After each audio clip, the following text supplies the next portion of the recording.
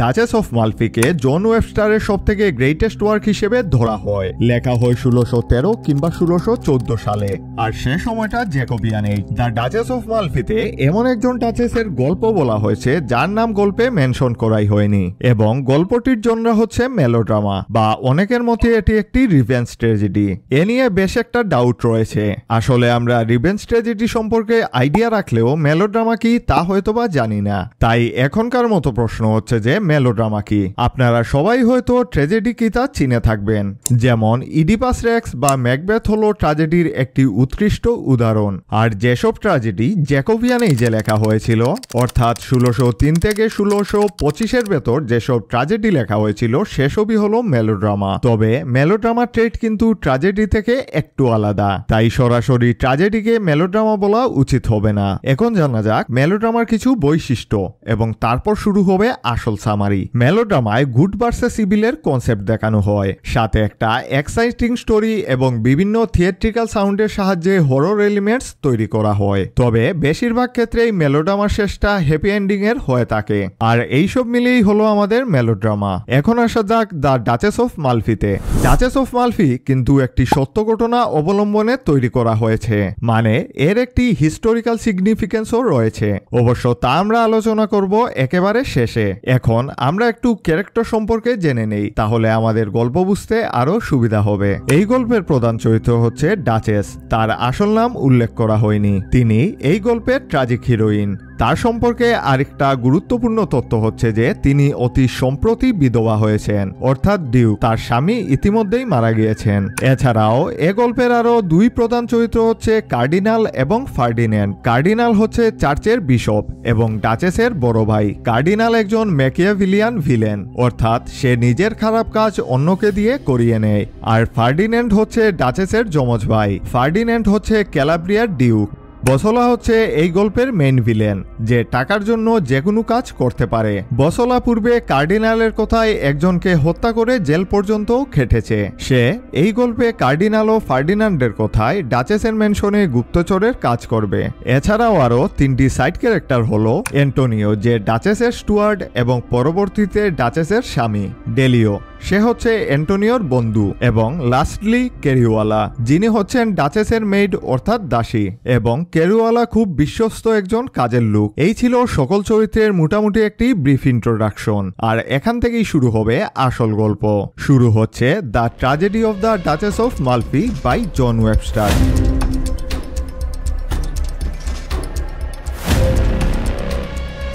এখানে প্রথমেই টাইটেলের মালফি সম্পর্কে জানা প্রয়োজন। মালফির আসল নাম হচ্ছে আমালফি, যা ইতালির একটি প্রভিন্স, এবং আমাদের এই গল্পের হিরোইন হচ্ছেন আমালফি প্রদেশের ডাচেস।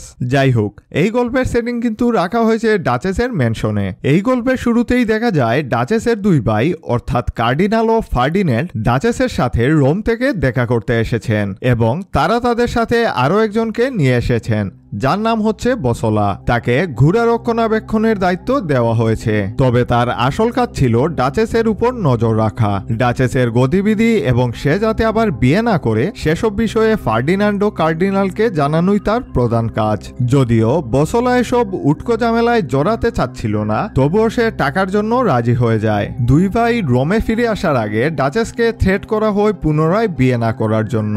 বিধবা হিসেবে তার উচিত পবিত্রতা বজায় রাখা। তাদের ফ্যামিলি ট্র্যাডিশন অনুযায়ী তাকে কোনো মতেই পুনর্বিবাহ করতে দেওয়া যাবে না। ফার্ডিনান্ড একটি ড্যাগার দেখিয়ে ডাচেসকে বলে যে এই চাকুটা আমাদের বাবার, তবে ডাচেসের পবিত্রতা যদি নষ্ট হয় তবে এই চাকু দিয়েই তাকে মেরে ফেলা হবে। যাই হোক, তারা চলে যাওয়ার সাথে সাথেই ডাচেস তার গুপ্ত প্রেমিক অ্যান্টোনিওকে বিয়ে করে ফেলে। একমাত্র কেরিওয়ালা ছাড়া এই গোপন বিয়ের খবর কেউ জানতে পারেনি, এমনকি বসলা পর্যন্তও না। প্রায় 9 মাস পরে গল্পের 2 নাম্বার অ্যাক্ট শুরু করা হয়। ইতিমধ্যেই ডাচেসের প্রেগন্যান্সি শুরু হয়ে গেছে। বসলা যদিও ডাচেসের প্রেগন্যান্সি নিয়ে সন্দেহ প্রকাশ করেছে, তবুও সে নিশ্চিত নয়। তার মনে প্রথম সন্দেহ তৈরি হয় যখন ডাচেস একটি ক্যারেজ অর্থাৎ পালকি ভাড়া করেন, যা পূর্বে ডাচেস অফ ফ্লোরেন্সের প্রেগন্যান্সির সময় ব্যবহার করা হয়েছিল। সে এ জিনিসটাকে নিশ্চিত করার জন্য ডাচেসকে একটি অ্যাপ্রিকট নামক ফল উপহার দেয়, এবং সেই ফলটা খাওয়া মাত্রই ডাচেস অসুস্থ হয়ে পড়ে। আর বসলার বুঝতে বাকি থাকে না যে ডাচেস প্রেগন্যান্ট। এখন তখন প্রশ্ন আসতেই পারে যে একটা ফল কিভাবে একজনের প্রেগন্যান্সি ডিটারমাইন করবে। আসলে রেনেসাঁস যুগে অনেকেরই একটি ভ্রান্ত ধারণা ছিল যে কিছু বিশেষ ফল একজন মহিলার প্রেগন্যান্সিতে প্রভাব ফেলে বা তার লেবার পেইন বাড়িয়ে দেয়, যদিও সত্যিকার অর্থে এমনটা সম্ভব নয়। একে ফ্যাক্টের বদলে সুপারস্টিশন বলাই ভালো। যাই হোক, অ্যাপ্রিকট খাওয়ার পরপরই ডাচেসের লেবার পেইন বাড়তে থাকে।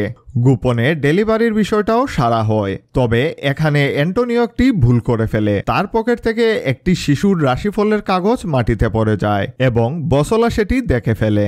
আর নিশ্চিত হওয়া মাত্রই সে কার্ডিনাল ও ফার্ডিনান্ডের কাছে চিঠি লিখে ডাচেসের সন্তান সম্পর্কে জানিয়ে দেয়। যেহেতু দুই ভাই ডাচেসের বিয়ে সম্পর্কে জানত না, তাই তারা ধরে নেয় যে ডাচেসের সদ্য জন্মানো শিশুটি একটি বাস্টার্ড। ফার্ডিনান্ড কার্ডিনালকে বলে যে যতক্ষণ পর্যন্ত শিশুটির বাবা সম্পর্কে না জানা যায় ততক্ষণ পর্যন্ত কোনো পদক্ষেপ নেওয়া হবে না। অ্যাক্ট 3 শুরু হয় প্রায় 2 বছর পরে এবং এর মধ্যেই ডাচেস এবং অ্যান্টোনিওর আরো 2টি সন্তান হয়েছে। এর মধ্যেই ফার্ডিনান্ডও মালফিতে চলে এসেছে। ডাচেস এবং অ্যান্টোনিওর সন্দেহ হয় যে ফার্ডিনান্ড হয়তোবা তাদের বিয়ে এবং সন্তান সম্পর্কে জানে, তাই ডাচেস অ্যান্টোনিওকে রক্ষা করার জন্য চুরির মিথ্যা অপবাদ এনে তাকে মালফি থেকে এনকোনা নামক জায়গায় নির্বাসনে পাঠিয়ে দেওয়া হয়। অন্যদিকে বসলার খাতির ডাচেসের সাথে বেড়ে চলেছে। বসলা উপরে উপরে তার সমর্থক হিসেবে নিজেকে প্রকাশ করতে থাকে এবং সে যে ডাচেসের কত বড় ওয়েল উইশার তা জানাতে থাকে এবং ডাচেস বসলাকে বিশ্বাস করে তার বিয়ে, বাচ্চা এবং স্বামী সম্পর্কে সকল কিছুই বলে দেয়। সে বসলাকে অ্যান্টোনিওর কাছে টাকা ও সংবাদ নিয়ে পাঠাতে চায়। সে অ্যান্টোনিওকে জানাতে বলে যে ডাচেস অতি শীঘ্রই এনকোনায় তাদের সাথে দেখা করবে এবং ডাচেসের এনকোনায় পৌঁছা মাত্রই কার্ডিনাল তার পুরো পরিবারকে এনকোনা থেকে বেনিশ করে দেয়। তবে সে আটক করে না। যখন ডাচেস এবং অ্যান্টোনিও চলে আসছিল তখন বসলা ফার্ডিনান্ডের একটি চিঠি ডাচেসকে দেয়। চিঠিটা বড়ই অদ্ভুতভাবে লেখা। এতে হুমকি দেওয়ার সাথে সাথে তাকে যে ক্ষমা করা হবে এরও উল্লেখ আছে। বাজে অবস্থা আজ করতে পেরে ডাচেস চুপিসারে অ্যান্টোনিওকে তাদের বড় ছেলে নিয়ে মিলানে পালিয়ে যেতে বলে এবং তাদের আলাদা হওয়ার সাথে সাথেই বসলার ডাচেস এবং তার 2 সন্তানকে অ্যারেস্ট করে ফেলে এবং মালফিতে নিয়ে যায়। তার নিজ প্রাসাদেই তাকে বন্দী করে রাখা হয়। তার বন্দী জীবনকে আরো দুর্বিষহ করার জন্য ফার্ডিনান্ড কিছু মোমের পুতুল বানায় এবং সেগুলো ডাচেসকে দেখিয়ে বলে যে এগুলো অ্যান্টোনিও এবং তার সন্তানদের লাশ এবং একজনের কাটা হাত অ্যান্টোনিওর বলে ডাচেসকে উপহার দেয়। তাকে উন্মাদ করার জন্য তার রুমে কিছু পাগলকেও ছেড়ে দেওয়া হয়। মেলোড্রামার যেসব হরর এলিমেন্ট থাকা দরকার তা এই 4 নাম্বার একটাই দেখা যায়। যাই হোক, ফার্ডিনান্ডের আদেশে বসলা একে একে ডাচেস, তার 2 ছেলে মেয়ে এবং দাসী কেরিওয়ালাকে গলায় ফাঁস দিয়ে মেরে ফেলে। তবে বসলা ডাচেসকে মারার আগে অ্যান্টোনিও এবং তার বড় ছেলে যে জীবিত আছে সে সম্পর্কে জানিয়ে দেয়। তা শুনে ডাচেসের মৃত্যু অনেকটাই সহজ হয়। আর অন্যদিকে ডাচেসের এই ট্র্যাজেডি দেখে বসলা খুব দুঃখ পায়। আর ফার্ডিনান্ড যখন ডাচেসের লাশ দেখতে পায় তখন সে প্রায় উন্মাদ হয়ে পড়ে।